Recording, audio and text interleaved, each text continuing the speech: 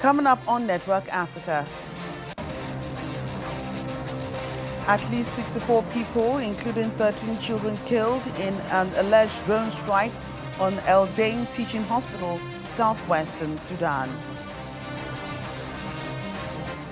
Engineers in Kaduna State, northwest Nigeria, develop advanced drone systems, a solution to insecurity in the country. And a new generation of cocoa producers at the forefront to restore degraded ecosystems with support from the Food and Agriculture Organization.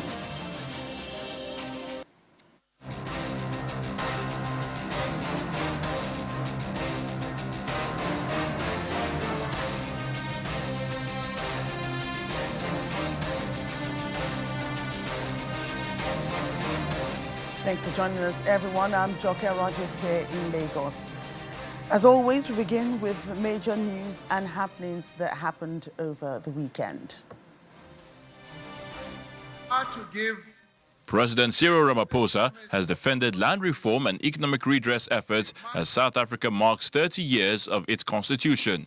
Speaking at the Human Rights Day commemoration in Kimberley, he stressed that restitution remains key to achieving social justice. President Ramaphosa acknowledged progress since the end of apartheid, but said more work is needed to fully realize the promise of the Constitution. He also highlighted gains in gender representation, pointing to the growing number of women in senior judicial positions as a sign of national progress. We must continue until we fully deliver the social justice that our people deserve. The progress that we have made across the country bears witness to the fruits of the efforts that have been made. But we all know that much more still needs to be done. We still need to see greater progress. We still need to see equity for the women of our country. We still need to empower the women of South Africa who were relegated to the back by the apartheid system. And in this regard, we talk about all the women of South Africa, black and white as well. At least 22 people have died and 84 were injured in Malawi after heavy rains triggered flash floods, causing rivers to overflow and homes to collapse. Footage from Michinji shows locals clearing debris while some areas remain submerged. Survivors described fleeing their homes as water rose, with some losing everything, including crops and property.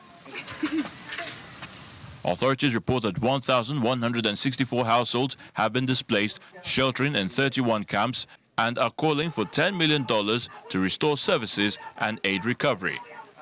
Volunteers and officials are providing relief, while neighboring Mozambique continues to battle its worst flooding in 20 years, which has affected over 724,000 people. True that the school here has been affected. We are planning that we erect tents and we transfer the people that are living in the classrooms so that they are able to allow the students to continue learning. U.S. military trainers in Nigeria are using high-powered drones for surveillance and intelligence gathering, the Nigerian military said on Saturday. The drones deployed from an air base in Bauchi State are being used to detect, track and disrupt terrorist activity, though officials say they are not conducting strikes. About 100 U.S. troops arrived last month to train Nigerian forces in countering Boko Haram, Islamic State affiliates and other armed groups, without engaging in combat roles.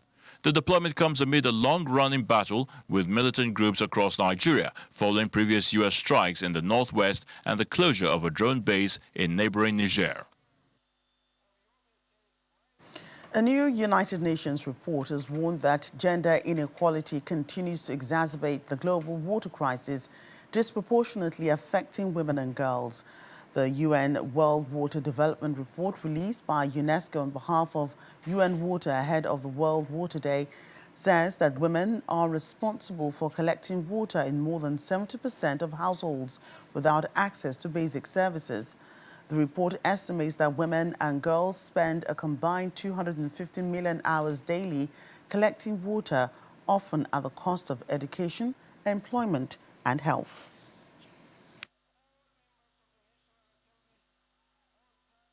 $1.8 billion people live in households without water in the premise. In those households, women and girls are responsible for collecting water in about 70% of the cases. As a result, women and girls spend around 250 million hours every single day collecting water. That is 250 million hours every single day. These burdens begin very early. Girls under the age of 15 are almost twice as likely as boys to fetch water, and girls aged 5 to 9 years old already spend significantly more time than boys on unpaid household work. This illustrates how gaps in water access translates directly into inequalities in time, opportunity, and well-being. The consequences are wide-ranging. Time spent collecting water reduces opportunities for education, employment, and participation in public life. Water insecurity also has documented health and safety implications, including physical strain, water collection injuries, and increased exposure to harassment or violence or even sextortion when accessing distant water or sanitation services. In the water workforce, women represent only 17.7% of employees in water utilities globally. At the same time, women remain underrepresented in water governance. Only 27% of the countries report high levels of women's participation or consultation in water decision making. That is only 27% of the countries. Yet evidence consistently has shown that when women participate in water governance, water services become more equitable, more effective, and more sustainable. In Asia and Pacific, increasing climate variability is intensifying floods, droughts, and other water-related disasters. These impacts frequently disproportionately affect women, particularly in rural and vulnerable communities where women play key roles in water management and food production. In Latin America and Caribbean, the report highlights the continued influence of social norms, institutional barriers, and gaps between policy commitments and implementation. In Arab region, expanding education and STEM training opportunities are helping increase women's participation in technical sectors. However, stronger policy frameworks are still needed to translate these gains into leadership positions in water governance and management. In Europe, even in Europe, where overall water access is high, socioeconomic and demographic factors can still reinforce inequalities in water governance and leadership roles. The message of the report is very clear. As with climbing Mount Everest, the route to gender equality in water may be visible, but the real challenge is sustaining the ascent. Elsewhere, at least 64 people, including 13 children, were killed in an alleged drone strike on El Dain Teaching Hospital in southwestern Sudan. The hospital was filled with rubble, with operating theaters, wards, and medical equipment heavily damaged. Medical staff described chaotic scenes as ceilings collapsed on patients, many of whom were children already in critical condition. The World Health Organization confirmed that up to 89 people were wounded and many victims remained unidentified. The attack comes amid ongoing fighting between Sudan's army and the Rapid Support Forces, a conflict that has displaced over 11 million people and caused tens of thousands of deaths. And at least 81 people have died across Kenya this month as torrential rains and flash flooding continues. Authorities say that in Kisumu County, entire villages have been submerged, with roughly 1,200 hectares of farmland destroyed. The worst hit area, Yakak, has over 3,000 families displaced after the Sondu Miriu River overflowed. Residents describe losing crops and homes, with many stranded in rising waters and shelters overwhelmed. Nairobi alone reported about 37 deaths, while floods and landslides have affected Kiambu, Kasaka, and other regions. Authorities warn of more heavy rains and urge extreme caution as scientists link the intensifying floods to climate change in East Africa. Staying in Kenya, where Former Foreign Minister Raphael Tuju has resurfaced the day after his reported disappearance, easing fears that he had been abducted. Mr. Tuju said that he went into hiding after being followed by an unmarked vehicle, abandoning his car to avoid being tracked. He expressed concern over past abductions in Kenya, saying this influenced his decision not to seek police help. Police had earlier launched an investigation after his vehicle was found abandoned in Nairobi, while opposition figures raised concerns about possible abductions in the country. More than 100 suspected jihadists have been released in Mali under a deal to end attacks on fuel convoys that had paralyzed the capital, Bamako. The al-Qaeda-linked group for the support of Islam and Muslims had repeatedly targeted tanker convoys since September, causing severe fuel shortages. Authorities say the truce, which also included some Fulani community members, will last until the end of Idil Adha festival at the end of May, allowing safe passage for fuel deliveries. Mali has faced long-running security crisis since 2012 with attacks from jihadist groups and criminal gangs across the country. Here in Nigeria, engineers in Kaduna State in the northwest are developing advanced drone systems to tackle ongoing security challenges, including insurgency and armed banditry. Footage from the recent test shows unmanned aerial vehicles developed by Unicorn in partnership with the Defense Industries Corporation of Nigeria striking designated targets. The drones are designed for precision strikes in difficult terrain, such as forests where militants often hide, and highlighted their kamikaze drone capable of speeds up to over 200 kilometers per hour with a blast radius exceeding 200 meters. The company is also developing long-endurance surveillance drones and AI-based systems for cyber defense, electronic warfare, and intelligence analysis, aiming to provide sophisticated solutions to Nigeria's complex security threats.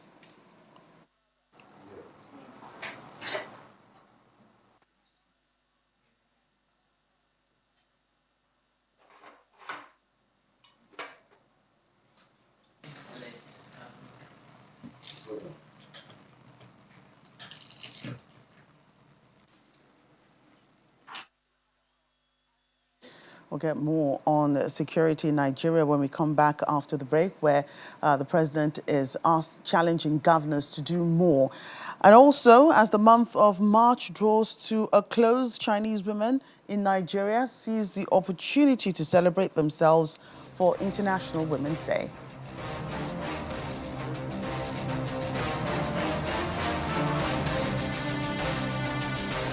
Welcome back. President Bola Tinubu is seeking a united national effort to tackle insecurity and restore stability across the country. Speaking while receiving a large delegation of state governors who came on Salah homage to his private residence in Lagos, the president commended them for all they were doing for the people, but emphasized that they had to do more.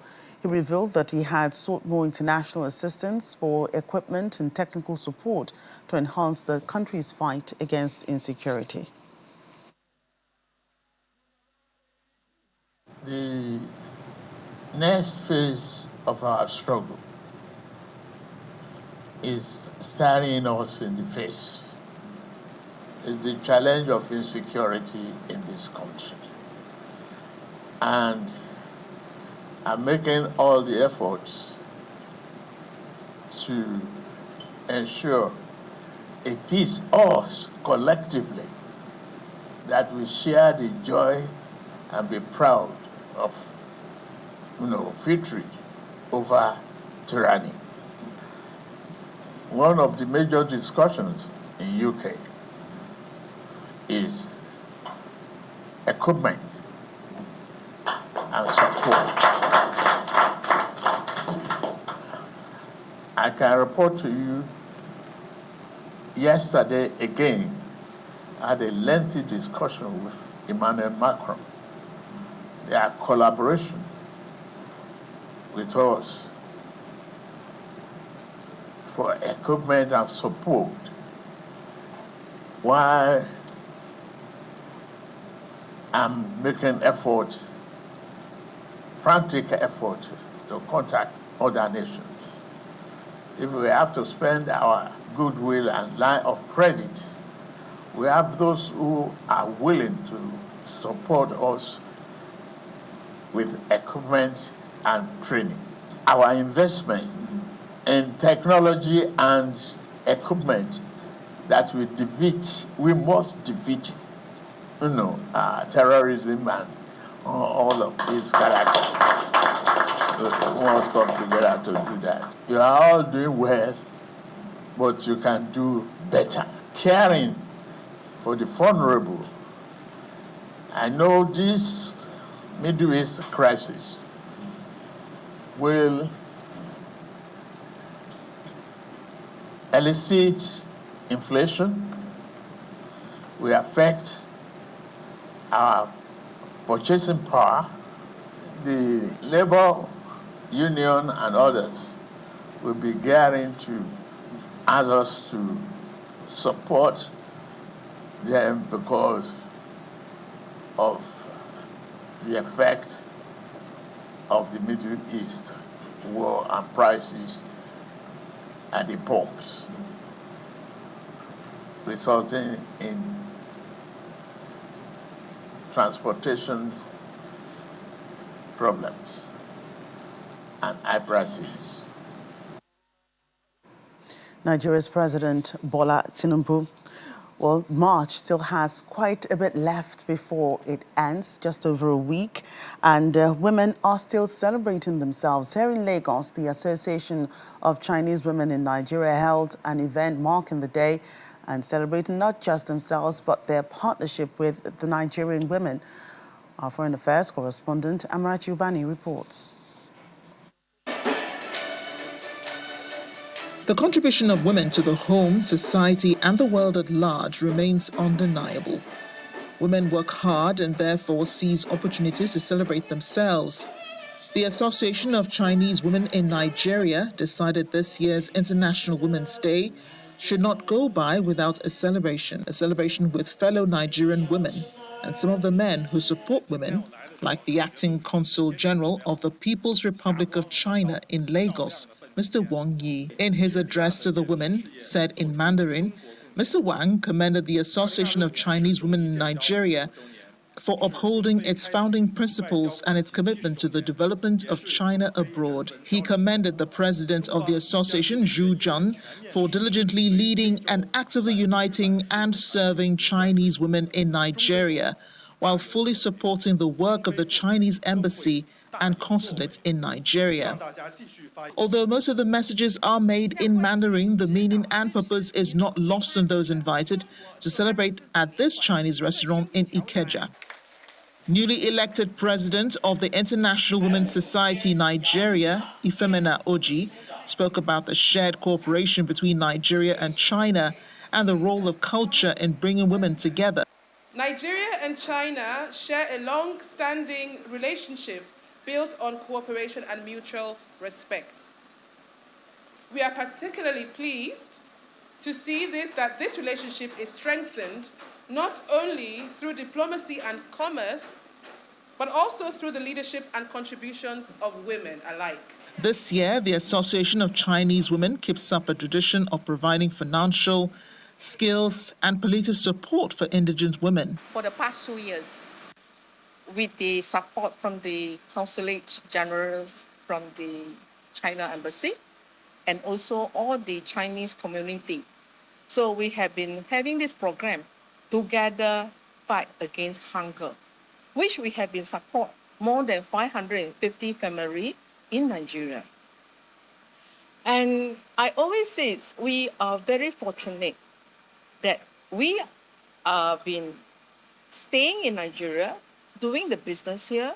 It's important to support the lower income people so that they will be able to have a better life in the family. Bags of various grains, noodles, and vegetable oil are distributed to these women with some cash support. Behind the scenes, The women are given opportunities to acquire skills to improve their daily lives. Amarachi Ubani, Channels Television News. In Sao Tome and Principe, a new generation of cocoa producers are at the forefront to restore degraded ecosystems and enhance sustainable cocoa production with support of the Food and Agriculture Organization of the United Nations. 32-year-old Camila Varela de Carvalho treks to her farm every morning with a bucket and a harvesting tool fashioned from a wooden branch and sharpened edge. Once among the cocoa trees, she clears branches and skillfully picks ripe cocoa pods. Making small incisions, she splits the pods cleanly in two with a practiced twist, a skill honed from the early age of 8. She scoops out the white pulp-covered cocoa beans, which, once dried and fermented, will be sold to become chocolate, providing the income that sustains her family and community. Camilla is a mother of 4. She also raises her 4 nephews. Her family relies on cocoa as the only stable source of income. The granddaughter of contracted laborers from Cabo Verde, Camilla followed her mother into the groves at a young age. She was raised with a motto: to be independent, a woman must master every task on the farm. And as we end the program, we bring you our fun fact about the continent, and this time we're in Malawi. Did you know that Lake Malawi is so vast it covers nearly a third of Malawi's total land area and stretches across 3 countries, Malawi, Mozambique, and Tanzania? The lake is one of the deepest in Africa, plunging over 700 meters, and is home to more fish species than any other lake on Earth. Part of the Great Rift Valley, it plays a vital role in both the region's ecosystem and local livelihoods. With its sandy beaches and crystal clear waters, Lake Malawi is not just a natural wonder, but also one of Africa's most underrated tourist destinations. That's Network Africa. Thank you for watching. I'm Joke Rogers.